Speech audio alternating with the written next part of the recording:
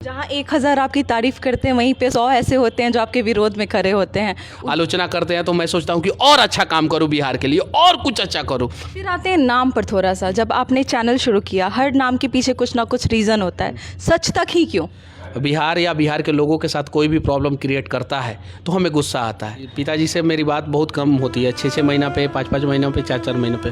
थोड़े से इमोशनल लग रहे हैं आप ऐसे पिताजी के बारे में बात करते हुए। मेरे पिताजी अभी भी बॉर्डर पे खड़े हैं। नमस्कार, मैं हूं अंजलि और आप देख रहे हैं द इंडियन स्टोरीज़। हमारे चैनल पर आपने बहुत सारे सकारात्मक चेहरों को देखा होगा। आज जिसको हम दिखाने वाले हैं उसको आप सन ऑफ बिहार यानी बिहार के बेटे के नाम से जानते हैं। हमारे साथ है मनीष भैया, जिनको सन ऑफ बिहार के नाम से आप जानते हैं। बहुत बहुत स्वागत है भैया हमारे चैनल पर। बहुत बहुत धन्यवाद। कैसे हैं आप, पहले ये बताइए। बहुत अच्छा हूँ। बिहार का हूँ तो मेहनत करना है और किसी भी संघर्ष से, किसी भी मुश्किल परिस्थिति से टकरा जाना है। तो कुछ भी हो, बिहारी हमेशा अच्छे हालात में रहने का प्रयास करते हैं। सन ऑफ बिहार इतना बड़ा दर्जा, अगर हिंदी में बोले तो बिहार का बेटा आपको बनाया गया है। कंधों पे कितनी जिम्मेदारियां हैं? देखिए, कोई किसी को कुछ बनाता नहीं है, बनना पड़ता है। जैसे किसी के कंधे पे अशोक स्तंभ लग जाता है, यानी IAS IPS बन जाता है, तो वो अपने दम पे बनता है। तो बनना पड़ता है। बनने के बाद जो है जिम्मेदारियाँ बढ़ जाती है। हम लोग जो है बने हैं, बनने के बाद जिम्मेदारियाँ बढ़ी हैं। और ऐसा नहीं है कि सन ऑफ बिहार सिर्फ मैं हूँ। 12 करोड़ बिहारी अगर बिहार में पैदा हो रहे हैं तो वो सन ऑफ बिहार हैं। बस उस जिम्मेदारी को समझने की ज़रूरत है और आगे बढ़ने की ज़रूरत है और बिहार के लिए कुछ करने की ज़रूरत है। तो हम लोग लगातार प्रयास करते हैं।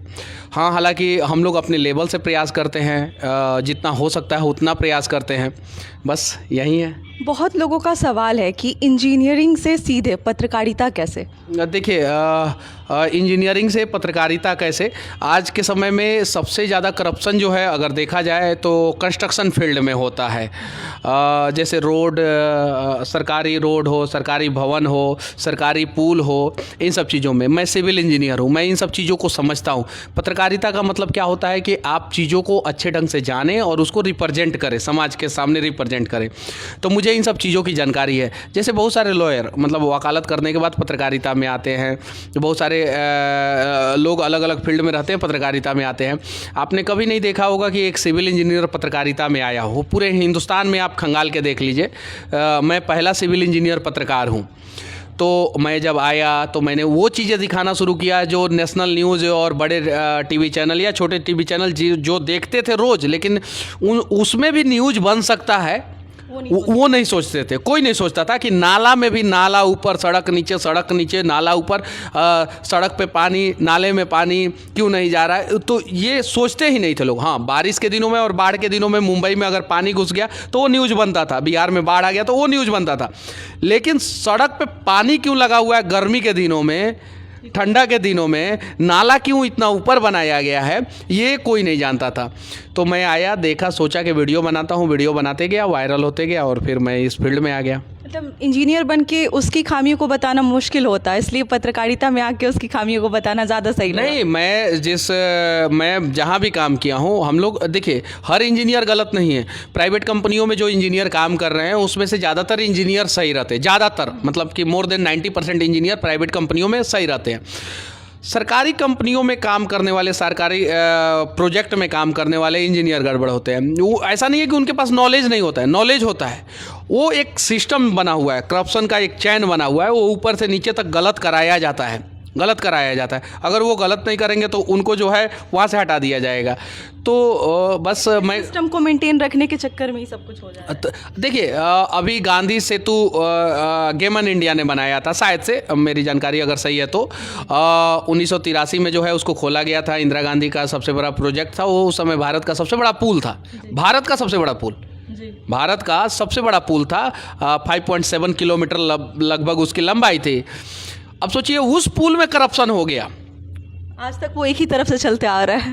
अब तो दोनों तरफ से एफकॉन ने उस पर काम किया है और सही ढंग से काम किया, अभी जो है चालू हुआ है। उस पुल में करप्शन हो गया। अब जरा सोचिए कि अंग्रेजों ने एक बिल्डिंग बनाया था, पटना में चले जाइए, जो सचिवालय जो है, विश्वेश्वरैया भवन जो है, विश्वेश्वरैया जो है वो इस देश के सबसे बड़े इंजीनियर में से एक थे।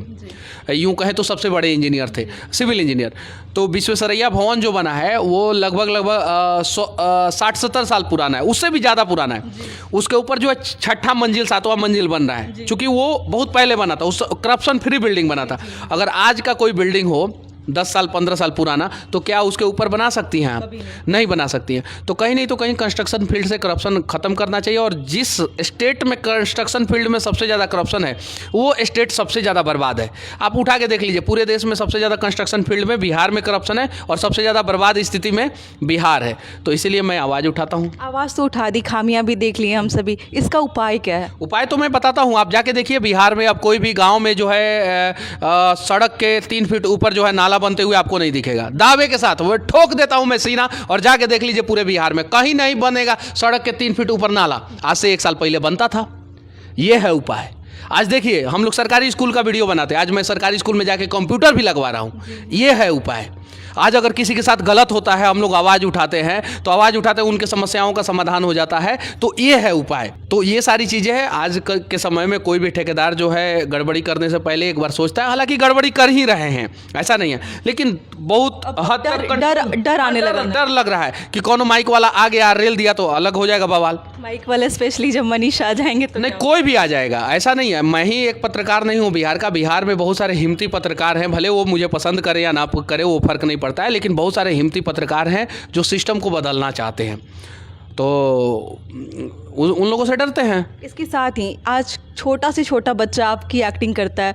5 साल पहले कभी मनीष कश्यप ने सोचा होगा कि आज उनका जो 5 साल के बाद उनका ओहदा इतना ऊंचा होगा कि बच्चे से लेकर बूढ़े तक उनका उदाहरण मानने लगेंगे?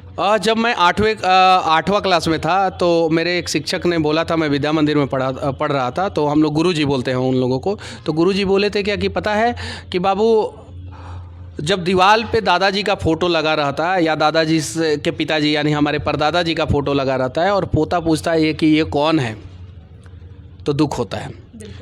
तो फ्रेम में लगने वाला फ़ोटो मत बनना, इतिहास बनाने वाला फ़ोटो बनना और इतिहास के किताबों में जो है अपना नाम दर्ज कराना। वरना धरती पे पैदा तो बहुत सारे लोग होते हैं जो चले जाते हैं, जिनकी जानकारी जो है उनके गाँव वालों को भी नहीं होती है।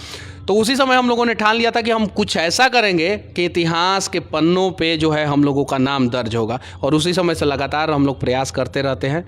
और बस मुझे उम्मीद था कि मैं कुछ ना कुछ जो है अपने सोसाइटी के लिए, अपने स्टेट के लिए, अपने देश के लिए करूँगा, लेकिन इतना प्यार इतना जल्दी मिलेगा ये कभी उम्मीद नहीं था मुझे। जहाँ 1000 आपकी तारीफ़ करते हैं, वहीं पे 100 ऐसे होते हैं जो आपके विरोध में खड़े होते हैं। उनके बारे में क्या बोलेगा, जिनको मनीष कश्यप हर चीज़ में नकारात्मक नज़र आते हैं? भगवान से मैं प्रार्थना करूंगा कि हमारे विरोधियों को भगवान जो है लंबी उम्र दे, हमारे विरोधी जो है खूब तरक्की करे, आगे बढ़े। चूँकि अगर वो नहीं होते तो शायद मनीष कश्यप आज यहाँ पे नहीं होता, क्योंकि वो लोग जो है विरोधी नहीं है, वो लोग जो है रास्तों में जो हम लोगों से गलतियाँ होती हैं, गलतियों को सुधरवाने वाले लोग हैं। तो चलिए ठीक है, कोई दिक्कत नहीं है, होना चाहिए। जीवन में विरोधी किसके होते हैं? अब बताइए, जब आदमी मर जाता है, शमशान घाट पे जाता है, अपराधी, गुंडा, मवाली, आतंकवादी भी मर जाता है, तो लोग बोलते हैं कि बहुत अच्छा आदमी था, चला गया दुनिया को छोड़ के। दाऊद इब्राहिम भी मर जाएगा, भारत आएगा ना, तो उसके जनाजे के पीछे जो है बहुत सारे लोग जो है खड़े हो जाएंगे। सही है कि नहीं? हम तो यानी अगर आप जिंदा हैं तो आपके विरोधी होंगे, आप अगर जिंदा नहीं हैं तो आपके विरोधी नहीं होंगे। जितना आगे जाएंगे विरोधी उतना ज़्यादा बढ़ेंगे। हाँ, विरोधी तो विरोधी होने चाहिए जीवन में। सचिन तेंदुलकर का जब आलोचना होता था, 2-3 मैच में नहीं मारते थे रन, आलोचना होता था तो अगले मैच में शतक मारते थे। जब हमारे विरोधी जो है आलोचना करते हैं तो मैं सोचता हूँ कि और अच्छा काम करूँ बिहार के लिए, और कुछ अच्छा करूँ, और कुछ अच्छा करूँ, और उस उम्मीद में अच्छा हो जाता है तो समर्थक भी बढ़ते जाते हैं। फिर आते हैं नाम पर थोड़ा सा। जब आपने चैनल शुरू किया, हर नाम के पीछे कुछ ना कुछ रीज़न होता है, सच तक ही क्यों? हमारे चैनल का नाम है सच तक न्यूज़। आप देखिए यूट्यूब पे जाके मैंने उस समय सर्च मारा, सारे नाम से जो है चैनल थे, लेकिन सच को दिखाने वाला कोई चैनल नहीं था, कोई नहीं था उस समय। अभी तो बहुत अभी तो बहुत सारा बन गया, अभी बहुत सारा बन गया सच तक के नाम से। उस समय कोई नहीं था, तो हमने बोला कि सच तक पहुँचने का प्रयास, ठीक है। और बस नाम रखा सच तक न्यूज़ हम लोगों ने नाम रखा और शुरुआत किया। लकीली वो नाम जो है हम लोगों के लिए लकी साबित हुआ और हम लोग आगे बढ़ते गए और आज जो है हम लोग यहाँ पे पहुँच गए। हर इंसान किसी न किसी कमाई के लिए किसी न किसी रोज़गार में जाता है। आपने तब क्या सोचा था कि कितनी कमाई हो जाएगी कि ज़िंदगी एक अच्छी खासी चलेगी? मैं जब वीडियो बनाना शुरू किया था तो उस समय सोचा था कि अगर 50,000 रुपया आ जाएगा तो 30,000 रुपया यानी हर दिन जो है 1,000 रुपया जो है उस हिसाब से मेरा खर्च चल जाएगा और 20,000 रुपया जो है मैं सोसाइटी को डोनेट कर दूंगा। तो मैं 50,000 रुपया का बेंचमार्क मान के चला था यहाँ पे। हालांकि इससे बढ़िया सैलरी था, मैं जब सिविल इंजीनियरिंग में काम करता था बढ़िया सैलरी था, लेकिन जब मैं छोड़ के आया था, जब सोशल मीडिया पे वीडियो बनाना शुरू किया 2017 से वीडियो बनाना शुरू किया, तो मैं सोचा था कि 50,000 रुपया आ जाएगा तो काफ़ी है, उतना से हम लोगों का काम चल जाएगा और उसी उम्मीद में हम लोगों ने शुरुआत किया और भगवान ने उससे बहुत ज़्यादा दिया हम लोगों को। बाद में ज़्यादा दिया। जब पहला पेमेंट आया तो कैसा लगा कि यूट्यूब की तरफ से आपको पेमेंट आया? पहला पेमेंट आया था तो मेरे चैनल में बहुत सारे लोग, मतलब कि मेरे साथ बहुत सारे लोग काम करते थे, चैनल उस समय नहीं था, तो मेरे साथ एक लड़का काम करता था, उसके लिए मैंने मोबाइल खरीद दिया फर्स्ट पेमेंट से। और साथ में जहाँ भी यहाँ के पत्रकार हैं उनको ऐसा लगता है कि आपकी वजह से उनको एक साहस मिल गया कि वो कहीं जाके किसी भी मुद्दे को उठा सकते हैं, इसके बारे में क्या बोलिएगा? नहीं, किसी की वजह से किसी को साहस नहीं मिलता है, कहीं नहीं तो कहीं जो है अगर वो मुद्दा उठा रहे हैं तो उनके अंदर भी हिम्मत और हौसला है।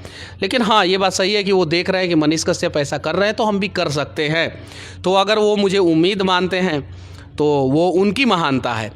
लेकिन वो लोग भी अच्छा काम कर रहे हैं, कहीं नहीं तो कहीं मर्द के रूप में मर्द पैदा हुए हैं वो लोग भी। इसका मतलब ये नहीं है कि औरतों का मैं अपमान कर रहा हूँ, पूछने वाली थी औरतों का मतलब एक टैग लाइन है।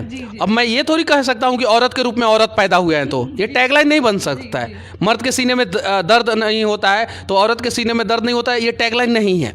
तो जो टैग लाइन है उसके हिसाब से मैं बोल रहा हूँ, आप भी उसी टैग लाइन में फिट बैठती हैं, आप जो है ना उसी टैग लाइन में फिट बैठती हैं। तो उन लोगों के अंदर भी हिम्मत और हौसला है, तब जो है वो लोग इतना अच्छा काम कर रहे हैं, वरना वो लोग नहीं कर पाते। आपकी माताजी का बहुत सारा वीडियो वायरल होता है कि उनको सबसे ज़्यादा टेंशन होता है कि आपकी शादी क्यों नहीं है, आप शादी क्यों नहीं कर रहे हैं। रीज़न पूरी दुनिया एक तो सलमान खान से जानना चाहती है कि वो शादी क्यों नहीं करना चाहते, दूसरा आप पे क्वेश्चन आता है। सलमान खान जी से तो मैं अपना तुलना नहीं कर सकता हूँ, हालांकि बॉलीवुड के कलाकारों से मेरा 36 का आंकड़ा चलता है और उनके ऐसा क्यों? वो अलग मुद्दा है, लेकिन मेरी माँ परेशान रहती है, ये बात सही है। लेकिन मुझे एक माँ का सिर्फ आंसू नहीं पोंछना है, अनेकों माँ का आंसू पोंछना है, उस प्रयास में हम लोग लगे हुए हैं, तो इसलिए मैं शादी नहीं कर पा रहा हूँ। मैं जिस दिन स्टेबल हो जाऊँगा, मैं जिस दिन कुछ अच्छा कर लूँगा और मुझे लगेगा कि मैं अनेकों माँ का आंसू पोंछते हुए जो है मैं अपनी बीवी को भी खुश रख सकता हूँ, तो उस दिन शादी कर लूँगा, उसके पहले नहीं करूँगा। मनीष कश्यप हमेशा ही जब कैमरा ऑन होता है तो गुस्से में नज़र आते हैं, कभी कभी बहुत चिल्लाते हुए नज़र आते हैं। उसके पीछे का मनीष कश्यप एक कैसा है, जब घर में होता है साधारण एक इंसान होता है तब कैसा होता है? हम लोग दिल के बहुत अच्छे आदमी हैं, लेकिन क्या करें, दिल चीर के तो दिखा नहीं सकते, हनुमान जी तो है नहीं। समस्या क्या है कि हम लोग किसी के फीलिंग से कनेक्ट हो जाते हैं। जैसे आप ही को कोई प्रॉब्लम होगा, आपके फीलिंग से अगर मैं कनेक्ट हो गया तो आपको जो प्रॉब्लम, आपके लिए जो प्रॉब्लम क्रिएट कर रहा है उस पर तो मुझे गुस्सा आएगा ही आएगा। तो बिहार से हम लोग कनेक्ट हो गए हैं, बिहार के लोगों से कनेक्ट हो गए हैं। बिहार या बिहार के लोगों के साथ कोई भी प्रॉब्लम क्रिएट करता है तो हमें गुस्सा आता है, तो इसलिए जो है एक चेहरा जो है सब लोग देखता है अक्सर कि मनीष कश्यप गुस्से में रहता है, मनीष कश्यप गुस्से में रहता है, लेकिन उस गुस्से के पीछे जो है एक अच्छा दिल है और उसे भी लोग देखें तो ज़्यादा अच्छा रहेगा। इसके साथ ही मनीष कश्यप का भविष्य का प्लान क्या है कि क्या करना चाहते हैं? बिहार को बदलना है बस। किस संदर्भ में? के साथ मिलकर बिहार को बदलना है बस। हमारा बिहार जो है इस देश का टॉप 5 समृद्ध राज्यों में से एक रहे, बस मेरा यही सपना है। और अगर ये मेरा सपना है तो मुझे उम्मीद है कि इस सपने को साकार करने में जो है बिहार के लोग भी साथ देंगे। मनीष कश्यप का ये एक उदाहरण कौन है कि जिसको देख के वो सीखते हैं? हर किसी का किसी ना कोई ना कोई एक होता है जिससे वो इंस्पायर होता है, मोटिवेट होता है। आपके कौन है? मेरे पिताजी हैं, मेरी माँ है और मेरा भाई है। जब मतलब कि मेरे पिताजी तो आर्मी में हैं, लेकिन बहुत सारा फाइनेंशियल प्रॉब्लम जो है आ जाता है। जब मैं कॉलेज फ़ी देने के लिए हमारे पास पैसा नहीं होता था तो मेरा भाई जो है कहीं कहीं से व्यवस्था करके जो है किसी से पैसा लेके जो है वो हमारे खाते में पैसा डालता था। मुझे आज भी याद है कि उसने लोन लिया था, मेरे लिए लिया था। तो मेरा भाई, जो मेरा छोटा भाई है वो है, मेरी माँ वो है, और मेरे पिताजी से मेरी बात बहुत कम होती है, 6-6 महीना पे, 5-5 महीनों पे, 4-4 महीनों पे। मुझे पता है मेरे पिताजी मुझे बहुत पसंद करते हैं, बहुत लाइक करते हैं और बहुत मानते हैं, बहुत प्यार करते हैं, लेकिन बहुत ज़्यादा केयर करते हैं। फ़ोन पे जब बातचीत होती है तो लंबी बातचीत होने लगती है, कभी कभी गुस्सा हो जाते हैं, इस वजह से जो है थोड़ा कम बातचीत होती है पिताजी से। लेकिन ये 3 लोग हैं। थोड़े से इमोशनल लग रहे हैं आप ऐसे पिताजी के बारे में बात करते हुए। मेरे पिताजी अभी भी बॉर्डर पे खड़े हैं, तो थोड़ा सा पिताजी का बात करते हुए थोड़ा सा इमोशन आ जाता है। आंखों में दिख रहा है, थोड़ा सा नमी हो गया बात करते करते, मतलब ध्यान नहीं गया, सडनली मेरा ध्यान गया कि ये क्या है। अच्छा चलिए थोड़ा सा टॉपिक चेंज करते हैं। और अगर इतने सारे आपके व्यूअर्स हैं, इतने सारे सपोर्टर्स हैं, एक कमेंट, एक हमारे डेट ऑफ बर्थ में गलती हो गई तो लाखों लोगों का मैसेज आ गया, अरे मनीष भैया ये वो पूरा सब कुछ बोलने लगे।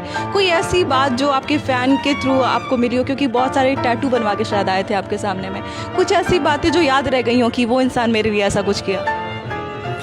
देखिए, एक आदमी कोई होता तो शायद से मुझे एक आदमी का नाम मैं रखता। मेरे जीवन में बहुत सारे लोगों ने मेरा मदद किया है और हर कदम पे मदद किया है, तो मैं किसी एक आदमी का नाम रख के जो है बहुत सारे लोगों को जो है बहुत सारे लोगों ने जो अच्छा किया है उसे मैं शर्मिंदा नहीं करना चाहता हूँ, और मैं खुद को भी शर्मिंदा महसूस नहीं होने देना चाहता हूँ। तो बहुत सारे लोगों ने मेरे जीवन में बहुत अच्छा काम किया। साथ ही जो व्यूअर्स हमारे देख रहे हैं हमारे चैनल के माध्यम से, आप क्या उनको संदेश देना चाहेंगे? आप लोग बढ़िया स्टोरी करती हैं। मैंने देखा था मेरा स्टोरी करने से भी पहले आप लोगों ने बहुत सारे लोगों का स्टोरी किया था। ऐसे ही स्टोरी करते रहे, आगे बढ़ते रहे, और आप लोग जो है इन लोगों को ढेर सारा प्यार दें और इनके चैनल को सब्सक्राइब करें। मतलब सब्सक्राइब वाली बात मेरा बोला हुआ नहीं था उनको, बट ऐसा है कि जो जितने लोग इनसे जुड़े हुए हैं ये बहुत सिंपल इंसान है। अभी मेरे सामने जब ये नहीं आए थे तो ऐसा लगा था मेरे सारे क्वेश्चन वाले जो एक स्लॉट था वो ख़त्म हो गया था मेरा, बट बात करते करते बहुत कंफर्टेबल फील हुआ। मनीष कश्यप क्या है, कैसे हैं वो, जितने हैं वो आपके सामने हैं, उसके पीछे कुछ भी नहीं है। तो ये था मनीष कश्यप के साथ एक एक्सक्लूसिव इंटरव्यू। आपको कैसा लगा ज़रूर हमें बताइए। Thank you so much. जय हिंद।